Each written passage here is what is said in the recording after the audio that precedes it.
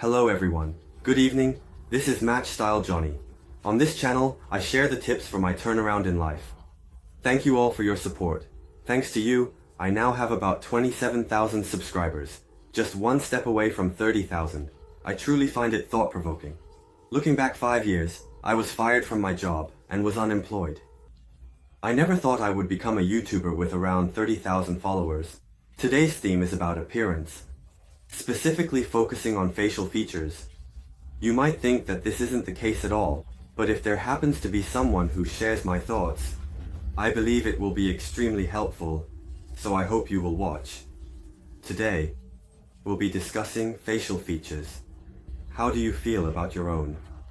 Do you have confidence in your face? There are various patterns like being cute, cool, having a certain vibe, or being dandy. Personally, I always thought my appearance wasn't that great. I felt this way until just recently, up until about February. As I gradually started being seen by others, I noticed a change in my awareness. However, I don't often think of myself as particularly handsome.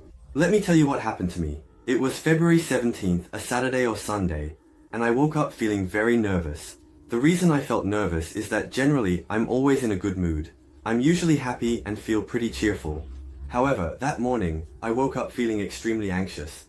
The reason for this feeling was that I woke up thinking I could still sleep a bit more, and I was in that drowsy state that I believe many of you experience too, where you're contemplating whether to get up or not. For some reason, I started recalling the times I was bullied, particularly in the winter during the 4th or 3rd grade of elementary school. On my way home from school, a classmate put snow into my backpack, without me noticing. When I got home and checked my backpack, I found my contact book and notebooks, as well as my textbooks, all ruined by the snow, which had melted. I felt incredibly angry from the bottom of my heart. At that time, I was just an elementary school student, so I didn't have any control over my emotions.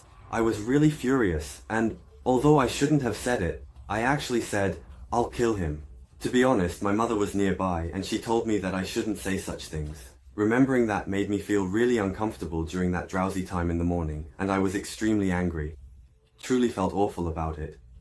Since I live in the realm of emotions, I often think about what benefits this incident brought me. I try to find a way to view the current situation positively, but I believe it's not right to force myself to learn from it. It's more important to clearly write down what made me angry and how much I disliked it, and to acknowledge those feelings. At that time, while looking out the window, I was thinking, in my anger, about what this phenomenon might have brought. Through this experience, I realized that I became a kind person. I thought I should try not to hurt others. I don't want to bully anyone or increase the number of people who feel sad. I think that's really good. However, I had this feeling of frustration before, and I looked at it a bit more closely. At that time, I remembered the decision I made as a child. I decided to have a bad look in my eyes. I was an elementary school student right after being bullied.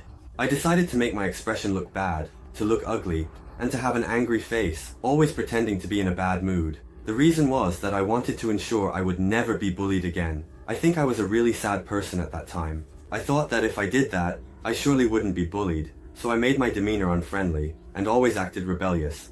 I didn't have a kind heart at that time. It's not that I didn't have it. I was originally a kind person, but I decided to present myself that way, just in terms of my facial expression.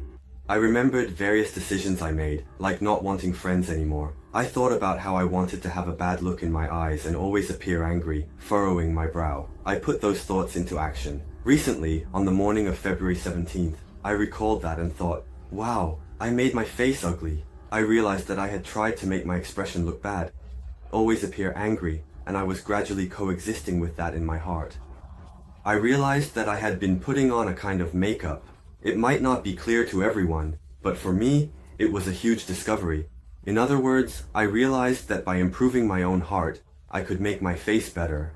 I noticed that I could get into a better state. Since I became aware of my childhood emotions, I feel like my face has been gradually improving day by day. This might be because it's me, but I feel really great about it. I can't say for sure yet, but I feel like I've changed. I truly believe that for those who are dissatisfied with their appearance and wonder if there's more they can improve, I hope they take a look at their own style. Think about whether you've ever decided that being ugly has its benefits, or that having an angry face is better, or that furrowing your brow is good, or that having a bad look in your eyes is preferable. I want you to reflect on that a bit. So, why did you do that? Why? When I think about the decisions I made, I realize that I made the right choices as a child. I encourage you to remember your feelings from that time and to express the anger that wasn't processed. Write it all down, like I'm really pissed off. And even, I really wanted to kill him back then. Please, digest those feelings from that time and then tell yourself that you no longer need to make those expressions. By doing so, your face will gradually change. I truly believe this because I have experienced it myself. For everyone else, it might seem like not much has changed, but for me, I think quite a bit has changed, and I feel really happy about it. However, realizing this is a world apart. Recently, I had a shocking realization, and I would like to share it. On this channel, I unravel my emotions. There was a time when I thought about ending my life. I felt like I could close my life at any moment, thinking, what's so interesting about this? But now, I am in Kagoshima, having just eaten with the great Sakuraba, and I am living very happily. I hope that watching this channel can provide some hints for your life. Lastly, I have an announcement.